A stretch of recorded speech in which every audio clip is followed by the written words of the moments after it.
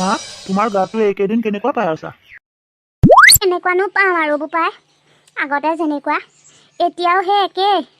এই বেমাৰটো লগতে লৈ মৰিবগৈ লাগিব আৰু। মা তুমিনো সদায় কিয় মৰাৰ কথা কৈ থাকা? মা ডক্তৰৰ ওচৰত চিকিৎসা নকৰিলেনো গা ক'ৰ পৰা ভাল হ'ব? আগতে চিকিৎসা কৰাব নোৱাৰিলোৱে, কিন্তু এতিয়া ভাইটিয়ে চাকৰিটো পালে যেতিয়া তোমাক চিকিৎসাটো কৰাব লাগিব। মই ভাইটিৰ লগত কথাটো আলোচনা কৰিম। ডাঙৰ পোনা, তই মোক চিকিৎসা নকৰাৰ বাবে মই মনত আক্ষেপ কৰা নাই অ'। মই বুজিছোঁ নহয়, আৰু এই চকুহালে দেখিয়ে আছোঁ দেখোন। বাপেটো ঢুকুৱা দিন ধৰি তই খেতি কৰি গোটেই পৰিয়ালটো পোহপাল দিছ, লগতে ভায়েৰকো পঢ়ুৱাইছ শুনোৱাইছ। এই তোৰ বাবেই আজি ভায়েৰে নিজৰ ভৰিত নিজে থিয় হ'ব পৰা হ'ল। এতিয়া ভায়েৰেহে জানিব মোক চিকিৎসা কৰে নে নকৰে বা। অঁ ডাঙৰ দা, মায়ে ঠিকেই কৈছে। এতিয়া সৰু দাই বা মাৰ চিকিৎসা কৰাৰ কথা ভাবিছেনে নাই? কিনো কিয় নকৰিব? মাৰ চিকিৎসাৰ সম্পূৰ্ণ দায়িত্ব সি ল'ব লাগিব। চৰকাৰী চাকৰি কৰে, বিয়া বাৰু পাতি আজৰি হ'ল। এতিয়া সোনকালে কথাটো আলোচনা কৰি মাক যিমান পাৰোঁ সোনকালে চিকিৎসা কৰাবলৈ লৈ যাব লাগিব। ডাঙৰ দা, সৰু দাৰ লগত তই সোনকালে কথাটো তেতিয়াহ'লে আলোচনা কৰ। মাক সোনকালে নি চিকিৎসা কৰাব পাৰিলেহে মা সোনকালে সুস্থ হৈ উঠিব। হ'ব ভণ্টি, তহঁতে চিন্তা নকৰিবি, এই সকলোবিলাক মেনেজ মই কৰিম নহয়। এৰা, দাদাইনো তোমাৰ লগত কি আলোচনা কৰিছিল? দাদাইনো কি ক'ব আৰু, সেই একেটাই কথা। মাৰ চিকিৎসাটো সোনকালে আৰম্ভ কৰিব লাগিছিলে, সেইটোকে কৈছিলে। আপুনি পিছে কি ক'লে? বিয়াৰ ধাৰ অতসোপা মাৰিবলৈ আছেই।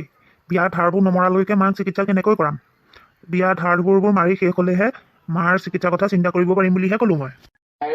আপুনি ঠিকেই ক'লে। মানো আৰু কিমান দিন জীয়াই থাকিব? এতিয়া চিকিৎসা কৰি পইচাকেইটা পানী পেলোৱাতকৈ সেইকেইটা পইচা জমা কৰি থোৱাই ভাল হ'ব। ভৱিষ্যতে আমাৰে কামত দিব। মই সেইটোকে চিন্তা কৰি এনেকৈ অজুহাত উলিয়ালোঁ। তুমি চিন্তা কৰিব নালাগে, মই মাক চিকিৎসাৰ বাবে এটকাও দিবলৈ নাই।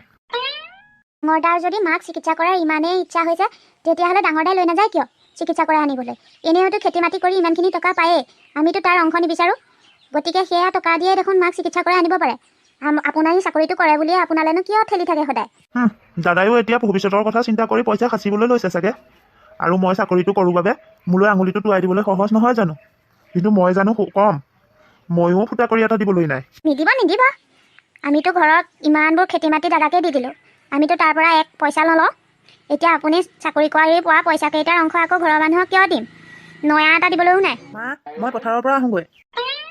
অঁ তই ওলালিয়েই নেকি? যা বেছি সময় নকৰিবি, সোনকালে আহিবি। হ'ব মা, মই বাৰু সোনকালেই উভতি আহিম। আৰু তুমি এইদৰে খোজকাতল কাঢ়ি ফুৰিব নালাগে, গাটো আকৌ বেছি বেয়া হ'ব। যোৱা বিচনাতে শুই আৰাম কৰি থাকাংগৈ। হ'ব ডাঙৰ পোনা, তই যা, ময়ো বিচনাতে অলপ আৰাম কৰোঁগৈ।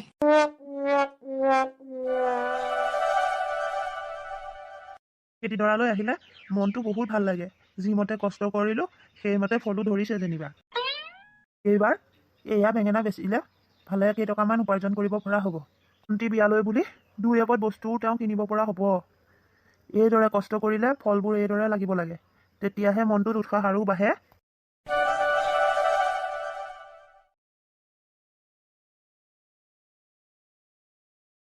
ভাইটি, ভণ্টিও বিয়া দিবলৈ উপযুক্ত হ'ল নহয়। গতিকে ভাল ল'ৰা এটা চাই তাইৰো বিয়াখন দি আজৰি হ'ব পৰা হ'লে ভাল আছিল। কিন্তু দাদা, তই যে সদায় সিটোকৰ কৈ থাক, তইতো জানই বিয়া ধাৰ সোপা মোৰ টেটুগুৰিলৈকে আছে। এই সোপা ধাৰ থাকোঁতে আকৌনো ভণ্টিৰ বিয়াখনৰ কথা মই কেনেকৈ চিন্তা কৰোঁ? দাদা, সকলো কথা জানিও আপুনি সদায় নতুন লেঠা এটা কিয় উলিয়াই থাকে? আৰু এটা কথা নহয়, এই যে খেতিবোৰ কৰে সেইবিলাক বিক্ৰী কৰি আপুনি পোৱা পইচাবিলাক কি কৰে? আপুনিয়ে দেখোন ভণ্টিৰ বিয়া দায়িত্বটো ল'ব পাৰে। বোৱাৰী, তুমি বৰজনাক এনেকৈ কথা কৈছা যে? কৈ পাৰি নেকি? সদায় মনে মনে থাকোঁ বাবে দাদাই এটা নহয় এটা লেঠা উলিয়াই থাকে। ইমান লেঠাবোৰ মনত পেলাই থকাতকৈ নিজে সমাধান নকৰে কিয়? চাকৰি কৰে বুলি যে অকল আমাৰ এখেতলৈকে পেলাই থাকে। কিন্তু একো ভুল কথা কোৱা নাই নহয়। তাই যি কথা কৈছে শুদ্ধ কথাকেই কৈছে। তই চাচোন, ঘৰখনৰ ইমানবোৰ খেতি মাটি, তাৰতো মই অলপমানো ভাগ লোৱা নাই। গোটেই মাটিখিনি তোকেই দিলোঁ।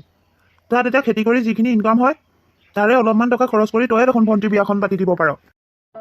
ডাঙৰ পোনা, সৰু পোনাই ঠিকেই কৈছে। অতদিনে ঘৰখনৰ সকলো দায়িত্ব তয়েই মূৰ পাতি লৈ আছিলি। এতিয়াও ভনীয়েৰক বিয়া দিয়া দায়িত্বটো তয়েই ল। হ'ব মা, এইবিলাক কথালৈ তুমি আকৌ চিন্তা কৰিব নালাগে। ভণ্টিৰ বিয়াৰ দায়িত্ব বাৰু ময়ে লৈছোঁ। ভাল ল'ৰা এটা চাই তাক বিয়াখন সোনকালে দিম। মই যি দেখিছোঁ, আমি এইখন ঘৰত বেছি দিন থাকিলে আপোনাৰ ককায়েকে আমাক পথৰ ভিক্ষাৰী কৰিব। গতিকে কিবা এটা সুবিধা পালেই আমি এইবাৰ এইখন ঘৰৰ পৰা একেবাৰে ওলাই যাম অ'। ময়ো চিন্তা কৰি কৰি সেই একেটা উপায়হে পাইছোঁ। এইবাৰ কিবা এটা সুবিধা পালেই ৰ'বা দুইটা একেবাৰে চহৰলৈ গুচি যাম। কোনো দিন নাহোঁ আৰু এইখন ঘৰলৈ। তেতিয়া দেখিম নহয় গোটেই ঘৰখনৰ দায়িত্ব সি কাণ পাতি লয় নে নলয়।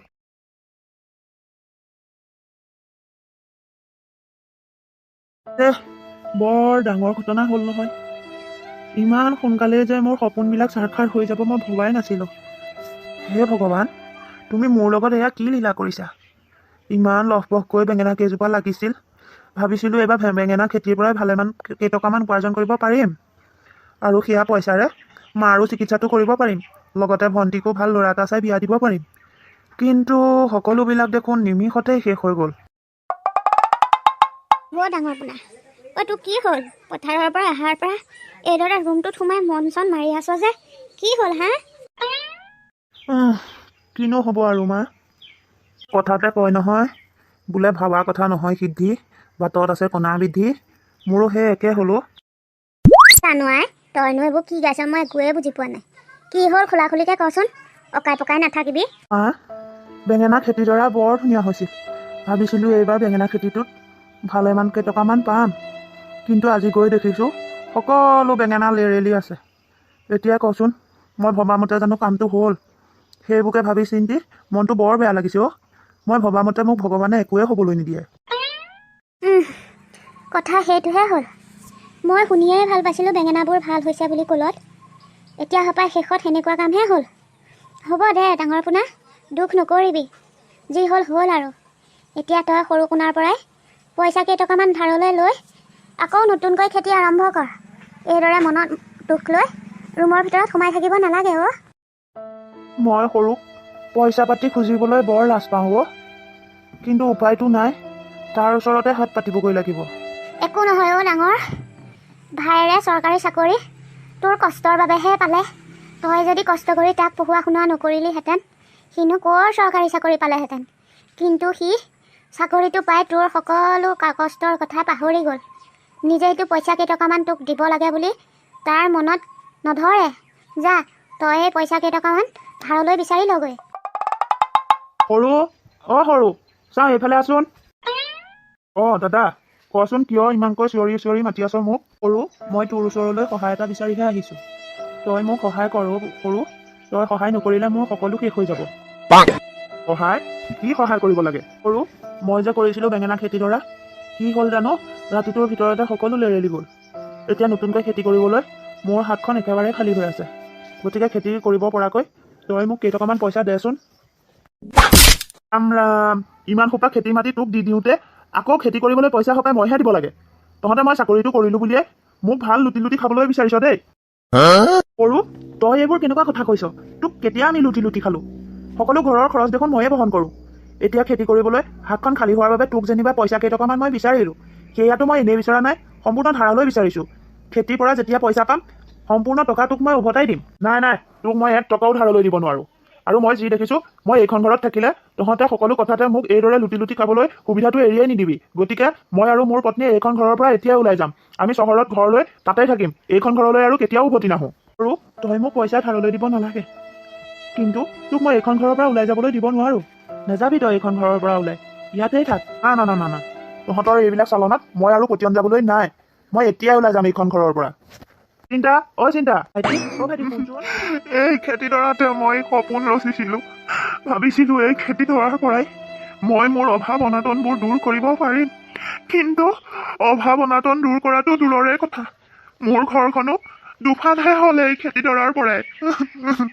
ভাইটিয়ে ঘৰখন এৰি একেবাৰে ওলাই গুচি গ'ল, কিন্তু সি বেমাৰী মাজনীৰ কথা এবাৰো নেভাবিলে তাৰ ভনীয়েকৰ কথা।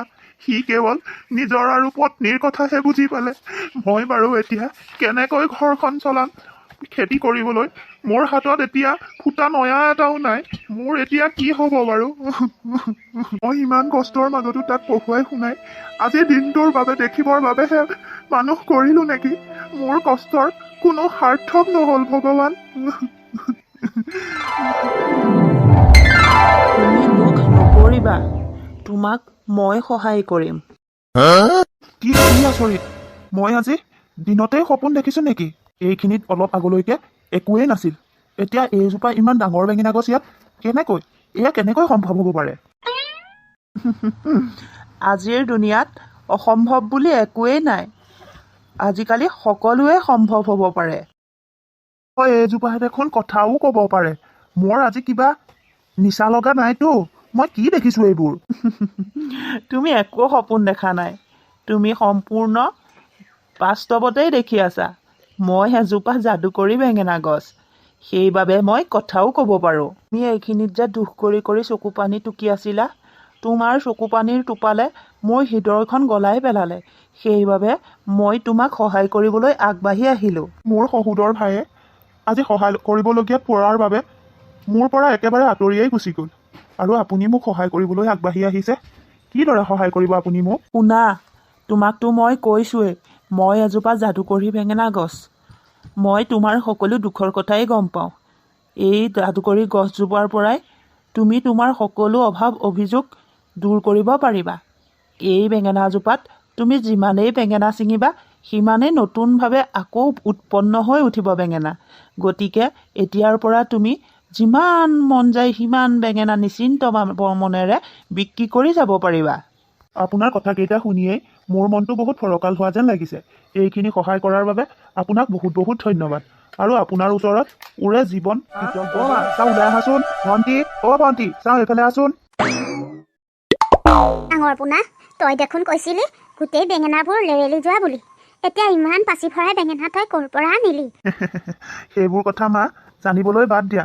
এটাই ভাবি লোৱা, ৰাতি আন্ধাৰৰ পাছত যেনেকৈ বেলিৰ পোহৰে পৃথিৱীখন পোহৰাই তোলে, ঠিক সেইদৰে আজিৰ পৰা আমাৰ দুখৰ দিনবোৰ আঁতৰি সুখৰ দিন আৰম্ভ হ'ব। এইটোকে তুমি জানি লোৱা। আৰু ভণ্টি, তয়ো বিয়াৰ বাবে সাজু হ, আৰু ভাল ল'ৰা এটা চাই তোক সোনকালেই বিয়া দি দিম। কি যে কোৱা আৰু দাদা, লাজ নালাগে নি বাৰু মোৰ? সেইজনী লাজটো চোৱা। আৰু মা, ময়ো বজাৰত গৈ এই বেঙেনাকেইটা বিক্ৰী কৰি থৈ আহোঁ। পাৰিলে আৰু এপাচি নি বিক্ৰী কৰিব লাগিব। গধূলিলৈ ভালকৈ এসাঁজ তৃপ্তিৰে আজি খাব লাগিব দেই। হ'ব হ'ব, যা পাপাই, তহঁতৰ আনন্দ ফূৰ্তিয়ে মোৰ আনন্দ ফূৰ্তি। যা যা, সোনকালে বজাৰলৈ যা।